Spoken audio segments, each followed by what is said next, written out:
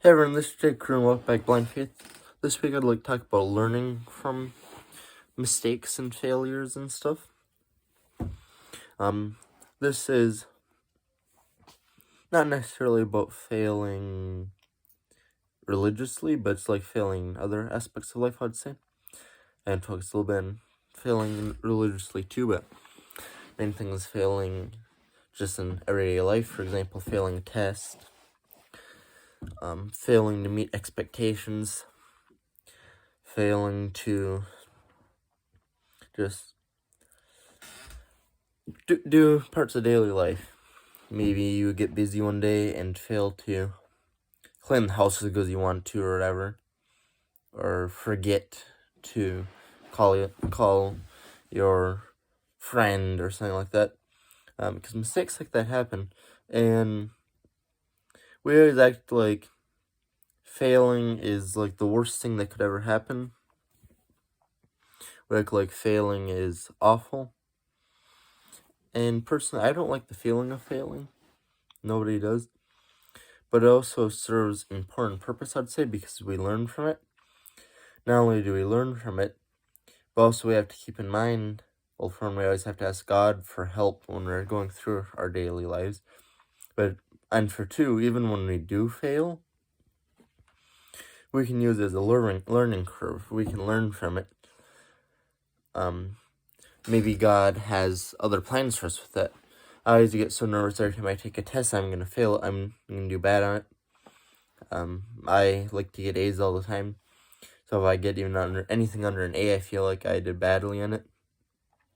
And I just have to kind of keep that in mind, that no matter how good I do on the test or how bad I do on the test, God still loves me. And that's what I think we have to remember, that more in society. When we're taking a big crushing failure, crushing loss hard, that God still loves you. Jesus died on the cross for you. Failure, I don't think in God's eyes is truly failure on a lot of our things that we count as failure, because in God's eyes, that's not what's the most important thing. The most important thing is being kind and asking God for forgiveness and sharing with one another and following the 10 Commandments and following the Bible.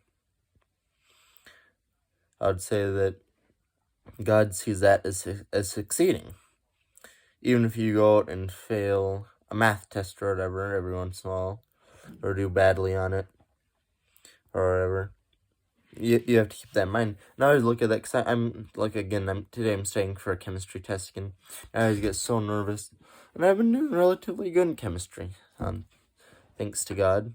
God's been helping me through it and helping me understand it a lot more than I would be able to do by myself. God's been surrounding me by good professors and good helpers that have helped me through chemistry thus far. But every time I come up to one of the tests, I get nervous and I feel like I'm going to fail it. I feel like I'm going to do badly, even though that's not happened yet. I haven't failed a test yet in chemistry. And we have to keep in mind that we have to work hard. But at the end of the day, God has plans for us. There's class I'm taking in college that people failed once, twice, even 3 times. And some of those people just gave up. They switched majors, they switched to another thing. And maybe God's trying to get you to switch to a different major, or maybe He's also trying to teach you perseverance and the ability to push forward, because college isn't easy. There's a lot of things that are struggles. There's a lot of things that are stressful. And although I don't think the stress out is good for us, I think that's important. It has important lessons to learn. One of the most important things is, no matter how many times you fail, God still loves you, because God will never stop loving you. And on religiously, I think all of us fail at some point too, at some aspect of following the Bible, or following the 10 Commandments, or following what Jesus wants us to do, following what God wants us to do. We're all going to screw up at some time. just like a daughter or a son disappoints their mother or father. There's gonna be some mistakes we make. There's gonna be some times that we just don't get done what we should have gotten done. And we have to make sure that we learn from those mistakes, we ask God for forgiveness, and we move on. Because when we dwell on our mistakes, when we get stuck on them, and we think about them over and over and over and think of what we could have done better and stuff, then we tend to make more mistakes. And I've learned that it's just better to ask God for forgiveness.